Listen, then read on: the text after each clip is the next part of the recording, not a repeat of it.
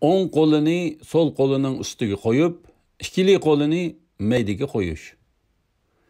Bismillah, alhamdulillah, assalatu vassalamu ala rasulillah. Assalamu alaykum wa rahmatullohi va barakatuh.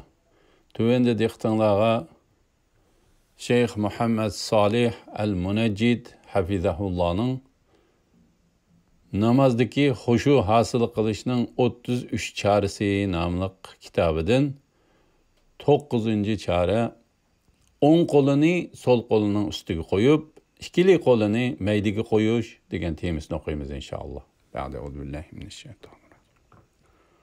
O'ng qo'lini so'l qo'lining ustiga qo'yib, ikkili qo'lini maydaga qo'yish. Rasululloh sallallohu alayhi vasallam namozga turganda o'ng qo'lini so'l qo'lining ustiga qo'yatdi. Sahihul Muslim 401-hadis. Ve ikkili qo'lini maydasiga qo'yatdi.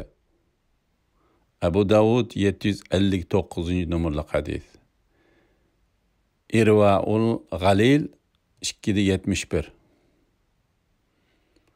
Rasululloh sallallohu alayhi vasallam shundoq degan. Tarjimasi: biz payg'ambarlar namozda o'ng qo'limizni so'l qo'limizning ustiga qo'yishga buyurildik.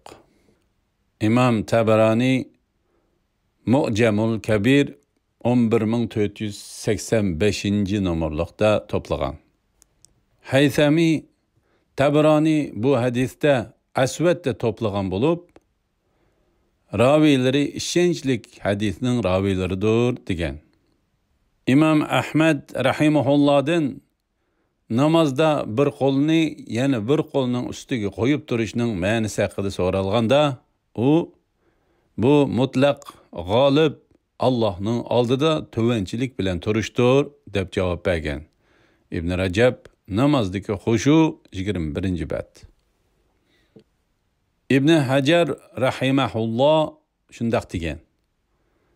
Ulamolar bu tuvanchilik bilan iltijo qilguvchining holati bo'lib, bunda qilganda namozda qimildashdan saqlanib, xushu hosil qilib bo'ladi deyishgan. Fathul Bari 224-numurliq. Alhamdulillah, yuqorida namozda xushu hosil qilishning 33 chorasi nomli kitobdan 9-chora o'ng qo'lni so'l qo'lning ustiga qo'yib, ikkili qo'lni maydaga qo'yish degan temini angladinglar. Oxirini keyin qitimli o'qishimiz davomlashtiramiz inshaalloh. Va sallallohu ala Muhammad va ala alihi va sahbihi va sallam. Assalomu alaykum va rahmatullohi va barakatuh.